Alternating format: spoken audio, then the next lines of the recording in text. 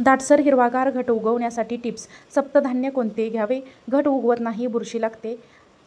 नमस्कार मित्रांनो, आता लवकरच शारदीय नवरात्र उत्सव 2025चा येत आहे.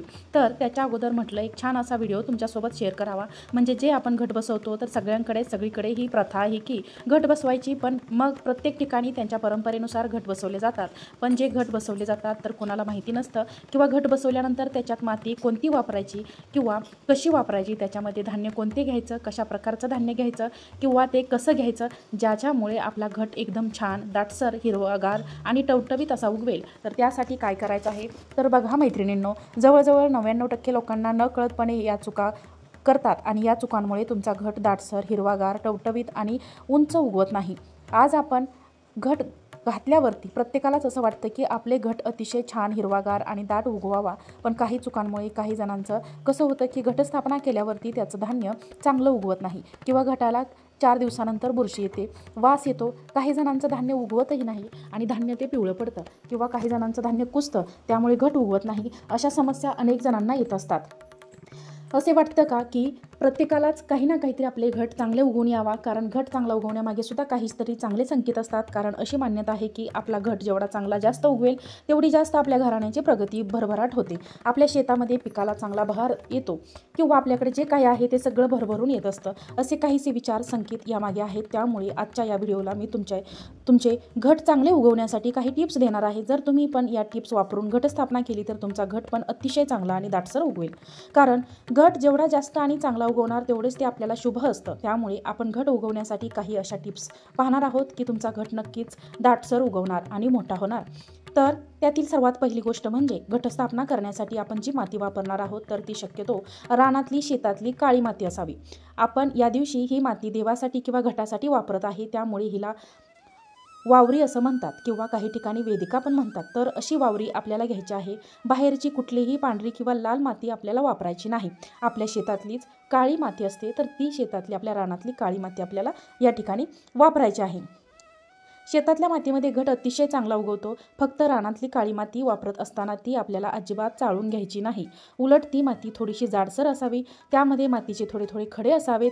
खूप एकदम बारीक माती आपल्याला घ्यायची नाही, कारण आपण खूप बारीक माती घेतली किंवा चाळून घेतली आणि त्यानंतर त्यामध्ये पाणी टाकलं तर त्याचा खूप चिखल जास्त होतो, ती माती दबली जाते. त्यामुळे थोडीशी जाडसरच माती घ्या, खडे असलेली पण चालेल, त्यामध्ये मातीचे थोडे खडे असावेत, त्यामुळे ती माती एकदम भुसभुशीत राहते. जर माती एकदम तुमच्याकडे मऊ असेल तर त्यामध्ये थोडेसे तुम्ही वाळूचे खडे सुद्धा आणून मिक्स करू शकता. त्यानंतर दुसरी गोष्ट म्हणजे घटस्थापना करताना आपण पेरण्यासाठी जी धान्य वापरतो तर ते अनेक जण 5 प्रकारचे धान्य वापरतात, कोण 7 प्रकारचे वापरतात, कोण 9 प्रकारचे घेतात. तुमच्याकडे जशी पद्धत आहे त्याप्रमाणे तुम्ही 5, 7 आणि 9 प्रकारचे धान्य वापरू शकता. फक्त ते धान्य चांगले असावे.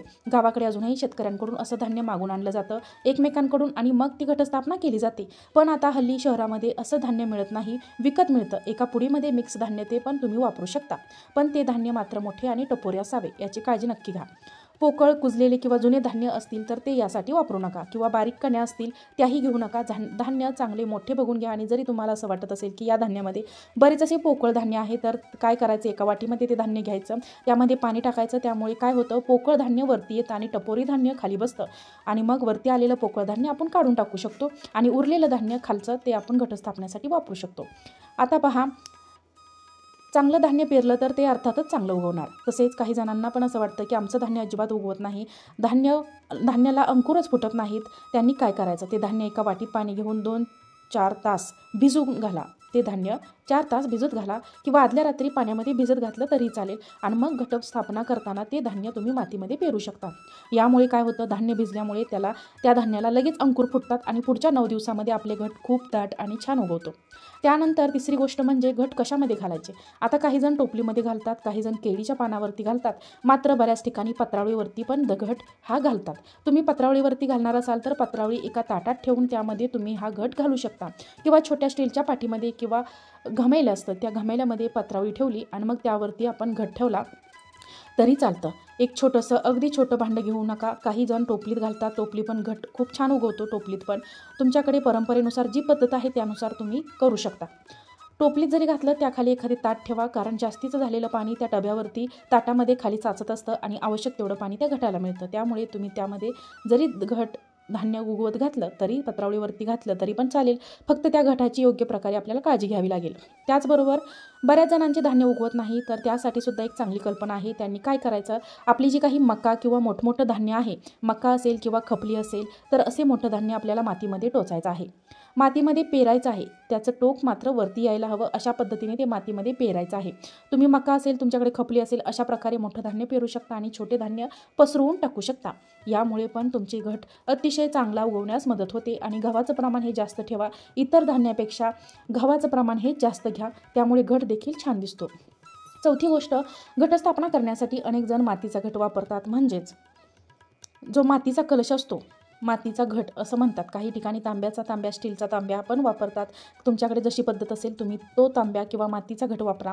तुमच्याकडे मात्र शक्यतो तुम्ही मातीचाच घट वापरा, कारण आपण जर मातीचा घट वापरला तर मातीच्या घटातून सतत थेंब थेंब पाणी खाली पाझरत राहतं आणि त्यामुळे घटाला आवश्यक तेवढं पाणी थोडं थोडं मिळत राहतं. त्यामुळे पण घट खूप छान चांगल्या पद्धतीने उगवतो.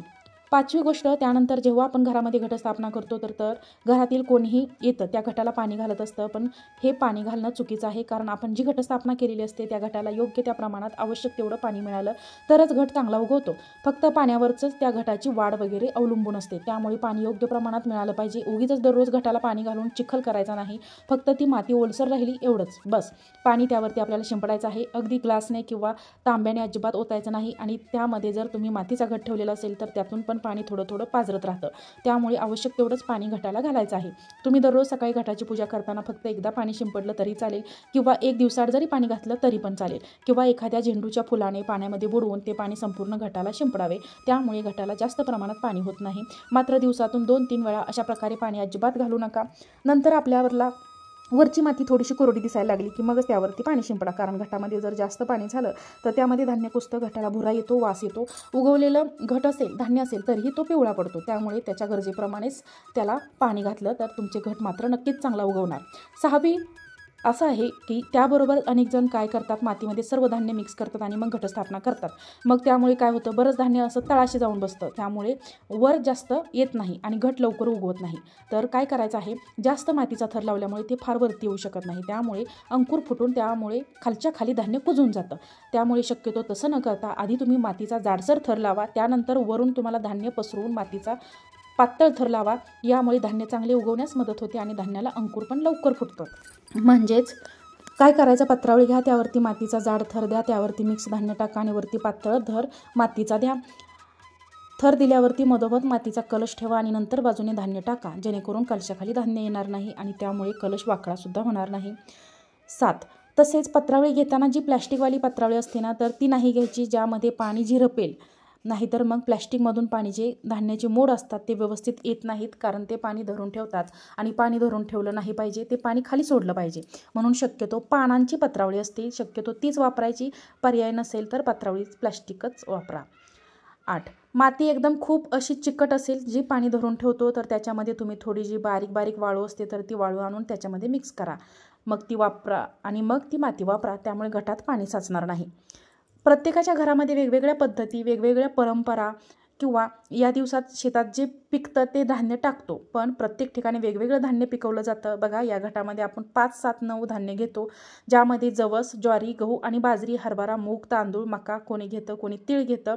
धान्य जे तुमच्याकडे जशी पद्धत असेल त्या पद्धतीने तुम्ही 5 घ्या, 7 घ्या, कोणाकडे 9 पद्धत असेल 9 धान्य घ्यायची तरी तुम्ही 9 धान्य घेऊ शकता. फक्त गहू जास्त प्रमाणात घ्या, याने गहू छान दिसतो, उठावदार दिसतो, दाटसर दिसतो आणि गव्हाने आपला घट अजून छान दिसतो.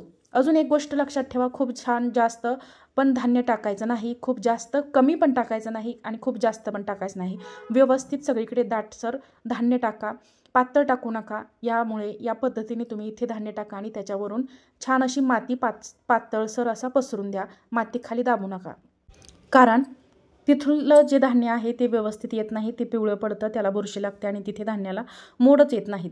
आपण घट हा देवांच्या समोर बसवतो, मग 9 दिवस आपण देवांना पण हलवत नाही किंवा अंघोळ घालत नाही. त्या पद्धतीने आता तुमच्याकडे कशी पद्धत असेल तसे तुम्ही 9 दिवस देव हलवत नाही. बघा, जर देवघर जरा अडगळीमध्ये असेल किंवा थोडासा प्रॉब्लेम तुम्हाला दररोज होत असेल तर मग आपण ज्या समया लावतो तर त्या समया इतक्या पण जवळ जास्त लावायच्या नाहीत किंवा जास्त लांब पण लावायच्या नाहीत, म्हणजे याची ऊब आपल्याला या घटाला किंवा इथे आपल्या जे धान्य पेरलं आहे त्याला लागेल. त्यामुळे पण असं होऊ शकतं, धान्य कुजू शकतं किंवा घट उगवून यायला वेळ लागेल. बघा आता बाजारामध्ये काचेचे आवरण असलेले दिवे मिळतात. त्या पद्धतीचे दिवे जर तुम्ही वापरले तर तुमचा दिवा पण विझणार नाही आणि दिव्याचा उबदारपणा तर मिळेल आणि थोडीशी हवा जरी लागली तरी त्याबरोबर योग्य तेवढं पाणी मिळालं तरी घट नक्कीच चांगलासुद्धा उगवेल. नंबर 10, बरेच जण काय चूक करतात की वावरी एखाद्या परातीमध्ये घेतात, त्यामध्ये सगळं धान्य मिक्स करतात. ते धान्य आपल्या ज्याच्या तुम्ही घट पेरणार आहात, घट बसवणार आहात त्यामध्ये टाकतात आणि शेवटी त्याच्यावर कलश ठेवतात. मग काय होतं, बरंच असं धान्य त्या कलशाच्या खाली जातं आणि जेव्हा जेव्हा आपण पाणी वगैरे टाकतो त्यावेळेला त्या धान्याला अंकुर फुटतात, मुळ्या येतात आणि त्या मुळ्या आलेल्या तो कलश वाकडा होऊ शकतो किंवा कलशावरील नारळ पडू शकतो. ही बऱ्याच जणांची प्रत्येक वर्षी चूक होते. त्यामुळे सुरुवातीलाच आपण मध्यभागी खड्डा केला, त्यामध्ये धान्य टाकलं नाही, डायरेक्ट त्याच्यामध्ये कलश ठेवला आणि बाजूने धान्य पेरलं तर मग त्याच्या खाली ज्या मुळ्या वगैरे असतात त्या जाणार नाहीत आणि आपला कलश वाकडासुद्धा होणार नाही आणि त्याच्यावरचा नारळसुद्धा खाली पडणार नाही. वावरीवर धान्य पेरताना हलक्या हाताने ते धान्य टाकायचं आहे. खूप जवळजवळ दाटसर टाकायचं नाही. जवळजवळ टाकलं म्हणजे माझा घट दाटसर उगवेल असं काहीही नसतं. हलक्या हाताने फक्त ते धान्य चारही बाजूने आपल्याला टाकायचं आहे आणि हलक्या हाताने लेयर द्यायचा आहे आणि मातीसुद्धा वरनं हलक्या हाताने धान्यावरती टाकायचे आहे. घट चांगला न उगवण्याचं हे सुद्धा एक कारण असू शकतं. ते म्हणजे ज्या रूममध्ये ज्या खोलीमध्ये तुम्ही घटस्थापना केली आहे त्या खोलीमध्ये अजिबातच सूर्यप्रकाश येत नसेल. भलेही सूर्याची किरणे नाही आली तरी सूर्यप्रकाश तरी यायला हवा, कारण अंधाऱ्या रात्री अंधाऱ्या रूममध्ये घट व्यवस्थित येत नाही. त्या घटाला बुरशी येते किंवा तो घट पिवळा पडतो किंवा बऱ्याच वेळेला त्या धान्याला अंकुरसुद्धा फुटत नाहीत. मग तुम्ही काय करू शकता की ज्या रूममध्ये घटस्थापना केली आहे दिवसभर त्या रूममधली जर खिडकी असेल तर पडदा असेल तर पडदा उघडा, खिडकी उघडी करून ठेवा, दरवाजा असेल तर तो सुद्धा उघडा करून ठेवा, म्हणजे त्या घरामध्ये बाहेरची हवा खेळती राहील आणि सूर्यप्रकाशसुद्धा आपल्या घरामध्ये येईल. तसेच घट पेरताना तुमच्या कुलदेवीचा जो कोणता मंत्र असेल तो तुम्हाला मनातल्या मनात म्हणायचा आहे आणि तो घट ठेवताना तो मंत्र तुम्हाला जपायचा आहे. तुमच्या ज्या काही इच्छा असतील, तुम्हाला जे काही वाटत असेल, कुलदेवीच्या कृपेने तुमच्या घरात, तुमच्या आयुष्यात, तुमच्या संसारात काय चांगलं व्हावं अशा चांगल्या सकारात्मक गोष्टींचा विचार करत करत आपल्याला हा घट बसवायचा आहे. आणि तुमच्या कुलदेवीचा मंत्र तुम्हाला माहीत नसेल तर तुम्ही नवर्ण मंत्रसुद्धा म्हणू शकता. ओम ऐं ह्रीं क्लीं चामुंडाई विच्चे.